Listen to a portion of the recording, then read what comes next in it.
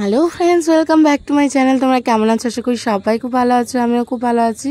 আমি ডলি তোমাদের সাথে আবারও একটা নতুন লুক শেয়ার করার জন্য চলে এসেছি। এখানে আমি যাকে নিয়েছি সে আমার ছোট্ট ননদ, অ্যান্ড তাকেই আমি সাজাবো। বহুদিন ধরে তার সাজার ইচ্ছে ছিল আমার কাছে, কিন্তু ওর চোখের প্রবলেমের জন্য আমি ওকে সাজাতে পারিনি।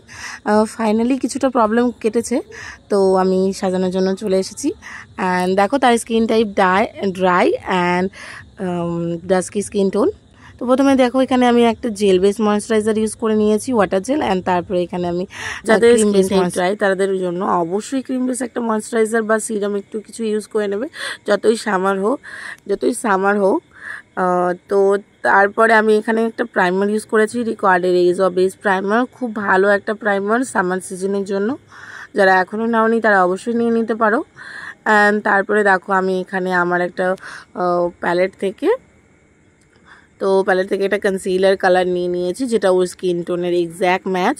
সেটা দিয়ে আমি ওর স্কিন টোনটাতে যেগুলো পিগমেন্টেশন ছিল একটু হালকা একটা লেয়ার দিয়ে নিয়েছি। তোমরা চাইলে এটা স্কিপ করতে পারো, আর যাদের ইচ্ছে যারা প্রেফার করো তারা দিয়ে নিতে পারো। এটা দিলেও মেকআপটা অনেকটা লং লাস্টিং হয়। লেয়ারিং মেকআপের দরকার, আবার দরকারও না। সামার মেকআপে লেয়ারিংটা খুব বেশি রিস্ক হয়ে যায়, কিন্তু আমি এখানে হালকা করে নিয়েছি, যেহেতু আমি ফাউন্ডেশন খুব অল্প পরিমাণে ইউজ করব। তো এখানে আমি নিয়ে নিয়েছি দেখো ফরএভার 52 এর সেই ভাইরাল ফাউন্ডেশনটা। প্রথমে এর আগের ভিডিওতে আমি দেখিয়ে দিয়েছি তোমাদেরকে খুব সুন্দরভাবে ফাউন্ডেশনটার ইউজ অ্যান্ড সমস্ত কিছু ডিটেলসে দেওয়া আছে, তোমরা চাইলে চেক করে নিতে পারো। এখানে আমি সেকেন্ড সেটটা আমি দিয়ে নিয়েছি, ওই স্কিন টোন অ্যাকর্ডিং একদম ম্যাচ করে নিয়েছি সেটটা, দেখো তোমরা। তো এটা দিয়ে আমি খুব সুন্দর করে দেখো ব্লেন্ড করে নিয়েছি। তোমরা দেখে অবশ্যই জানাবে কেমন হচ্ছে লুকটা। তো ব্লেন্ডিংটা অবশ্যই পারফেক্ট হওয়া চাই। ব্লেন্ডিংটা যতটা ভালো হবে, তোমরা যারা পারছো না ব্রাশ দিয়ে ব্লেন্ডিং করতে, তারা অবশ্যই বিউটি ব্লেন্ডার ইউজ করতে পারো। ব্লেন্ডিংটা যতটা পারফেক্ট হবে, যতটা ভালো হবে, তোমাদের মেকআপটা ততটাই ফ্ললেস অ্যান্ড পারফেক্ট লাগবে। তো তারপরে এখানে দেখো আমি একটা কনসিলার ইউজ করে নিয়েছি, যেটা ছিল সুইস বিউটি কনসিলার। আমি ওর স্কিন থেকে জাস্ট ওয়ান সেট লাইটার একটা কনসিলার ইউজ করেছি। খুব ভালো কনসিলারটা, মিডিয়াম টু লাইট কাভারেজ একটা কনসিলার। তো এটা দিয়ে আমি ওর T zone area, under eye area and forehead সমস্ত কিছুকে একটু ইনহ্যান্স করার চেষ্টা করেছি। অ্যান্ড তারপরে দেখো আমি এখানে পাউডার দিয়ে ফুল বেসটাকে খুব সুন্দর করে লক করব। আমি এখানে আর কোনো ক্রিম প্রোডাক্ট ইউজ করব না। বেশি ক্রিম প্রোডাক্ট ইউজ করলে সামারে কিন্তু মেকআপটা গলে যাওয়ার চান্স থাকে, ঘেমে যাওয়ার, উঠে যাওয়ার চান্স থাকে। তো তোমরা অবশ্যই বেস মেকআপটা যতটা পারবে লাইট করবে অ্যান্ড পাউডার প্রোডাক্টগুলো ইউজ করার চেষ্টা করবে। আর পাউডারটা অবশ্যই একটু বেশি দেওয়ার চেষ্টা করবে, কারণ সামারে পাউডার না দিয়ে লক করলে কিন্তু মেকআপটা উঠে যাওয়ার বা গলে যাওয়ার চান্স থাকে। যারা ম্যাজিক ড্রপ ইউজ করছো তাদের জন্য তো কোনো ব্যাপার না, যারা ম্যাজিক ড্রপ ইউজ করছো না তারা অবশ্যই মেকআপটাকে পাউডার দিয়ে খুব ভালো মতো লক করবে। তো আমি দেখো এখানে খুব সুন্দর করে লক করেছি। অ্যান্ড তারপরে দেখো আমি ব্রাশের সাহায্যে খুব ভালো করে সমস্ত পাউডারটাকে, এক্সেস পাউডারটাকে ডাস্ট আউট করে দিচ্ছি। তো এরকম করে ডাস্ট আউট করে নেওয়ার পর এবার আমি পাউডার কন্ট্রোল স্টার্ট করব। পাউডার প্রোডাক্টগুলো ইউজ করব। বাকি সমস্ত প্রোডাক্টগুলো আমি একটু পাউডার প্রোডাক্ট ইউজ করব। এখানে পাউডার কন্ট্রোলের জন্য নিয়ে নিয়েছি আমি একটা খুব ডার্ক কন্ট্রোল শেড। তো সেটাকে দেখো আমি ব্রাশের সাহায্যে খুব সুন্দরভাবে ওর নোজ এরিয়াতে, ওর চিকে, সমস্ত এরিয়াগুলোতে খুব সুন্দরভাবে ইউজ করে নিচ্ছি। যেহেতু ওর খুব বেশি নিট ছিল না, তবুও আমি পাউডার প্রোডাক্ট ইউজ করছি, তো পাউডার প্রোডাক্ট মেসি হয়ে যাবে, তার জন্য আমি একটু লাইট ওয়েট করে ইউজ করেছি। তারপরে আমি সেটাকে ব্রাশের সাহায্যে আবারও একটু ডাস্ট আউট করে নিয়েছি, খুব সুন্দর করে ইভেন করে নিয়েছি। তারপরে দেখো আমি পাউডার ব্লাশার লাগিয়ে নিয়েছি খুব সুন্দর করে। দেখো আমি পাউডার ব্লাশারটাকেও ব্লেন্ড করে নিচ্ছি।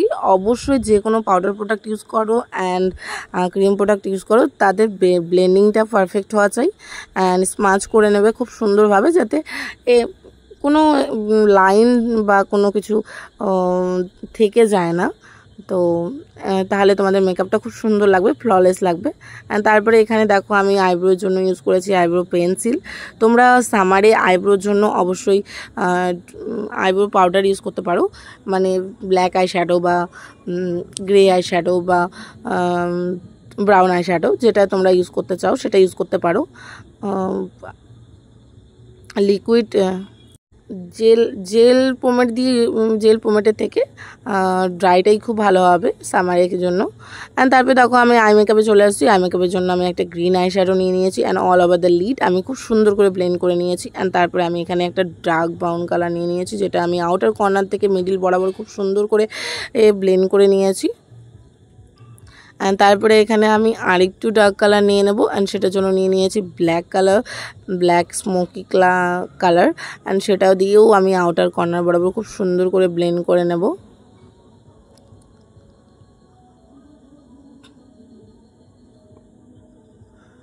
তো আমি তারপরে এখানে শিমার কালারও ইউজ করেছি, তো তোমরা চাইলে স্কিপ করতে পারো বা ইউজও করতে পারো, তোমাদের যেটা প্রেফার করে। তো আমি এখানে শিমার কালার একটু ইউজ করেছি অ্যান্ড তোমরা কাটক্রিজ করেও ইউজ করতে পারো। নেক্সটে তোমরা যদি দেখতে চাও কাটক্রিজ আই মেকআপ তো অবশ্যই আমাকে জানাবে, আমি দেখিয়ে দেবো তোমাদেরকে। জাস্ট আমি এখানে খুব ইজি ওয়েতে করে নিয়েছি, যেহেতু টাইমটাও অনেক শর্ট ছিল। অ্যান্ড তারপরে আমি এখানে জেল লাইনার লাগিয়ে দিয়েছি। ছোটো থেকে আমার ননদের চোখে একটু প্রবলেম ছিল, র্যাশেস হয়ে যেত, কোনো ধরনের আইলাইনার জেল লাইনার কোনো ধরনের কাজল টাজল কিছুই ও দিতে পারেনি কখনো কোনো দিন। ফার্স্ট টাইম আমি ওকে রিকোয়ার্ডে জেল লাইনার ইউজ করলাম অ্যান্ড এটার ফলে ওর কোনো অসুবিধা হয়নি। তো ও বলেছিল যে এটা খুব ভালো, কিন্তু তাছাড়াও মাস্কারা অ্যান্ড কাজল কিছুই দেইনি ওর চোখে। তোমরা ভাববে হয়তো ভুলে গেছি, ভুলে যাইনি, এখানে দেওয়া হয়নি কারণ ওর চোখে প্রবলেম ছিল ছোটোতে, ও খুব ভালো দেখতেও পেতো না, অনেক ডাক্তার দেখানোর পর দেখতে পায়। আর ওকে আমি করাতে যাইনি, ওর অনেক দিনের ইচ্ছে ছিল যে আমি আর কাছে সাজবে, জাস্ট ওর চোখের জন্যই আমি ওকে সাজাই না। কিন্তু এবার বলেছিল আমাকে যে ডাক্তারের কাছে শুনে নিয়েছে এই আইলাইনারটা ইউজ করা যায়, সেজন্য আমি ওকে সাজালাম। অ্যান্ড তারপরে দেখো আমি কলকা করে নিয়েছি, একটু হালকা গোপী লুক ক্রিয়েট করার মতো কলকাটা করে নিয়েছি। আর এখানে আমি দেখো তিলক কেটে নিয়েছি। আমাদের কেমন লাগলো অবশ্যই আমাকে জানাবে। কলকাতা তিলকটা ঠিকঠাক মতো ক্রিয়েট করতে পেরেছি কি না সেটাও আমাকে অবশ্যই জানাবে। আর লুকটা কতটা অ্যাপ্রোপ্রিয়েট হয়েছে কৃষ্ণকলি লুকের সাথে সেটাও আমাকে জানাতে ভুলবে না। তো তারপরে দেখো আমি এখানে ওর লিপস্টিকটা কমপ্লিট করে নেব, তারপরে হেয়ারস্টাইল করে নেবো। ফুল হেয়ারে আমি ক্রিম্পিং করেছিলাম, ক্রিম্পিং করে ও হেয়ারস্টাইলটা করেছিলাম। খুব সফট একটা হেয়ারস্টাইল করেছিলাম, জাস্ট নর্মাল টাইপসের কিছু, মানে যেহেতু কৃষ্ণকলি লুক তো খুব ভিজি নয়।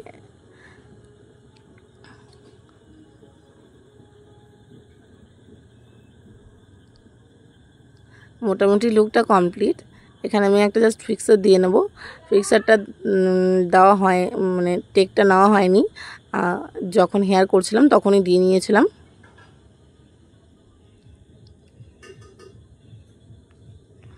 আমি এখানে প্যাকের মাইক্রো ফিনিশ ফিক্সার ইউজ করেছি, যারা জানতে চাইছে অবশ্যই তাদের জন্য বলে দিয়েছি।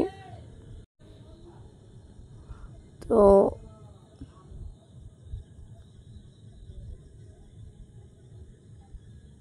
লিপস্টিকটা জাস্ট আমি করে নিয়েছি অ্যান্ড তারপরে এটা হচ্ছে ওর ফাইনাল লুকটা।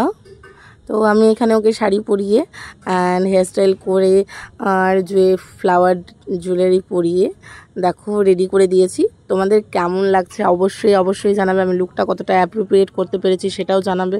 যদি ভালো লেগে থাকে তাহলে like, comment, share and subscribe করতে অবশ্যই ভুলবে না। চ্যানেলটিকে সাবস্ক্রাইব করে দেবে আমার এরকমই নতুন ভিডিওর জন্য। তোমরা কেমন ভিডিও দেখতে চাও অবশ্যই আমাকে কমেন্টে জানাতে পারো। যদি জানাতে পারো আমি চেষ্টা করব অবশ্যই তোমাদের পছন্দ মতো ভিডিও দেওয়ার।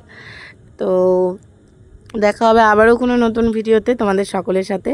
ততক্ষণ সবাই সুস্থ থেকো, ভালো থেকো।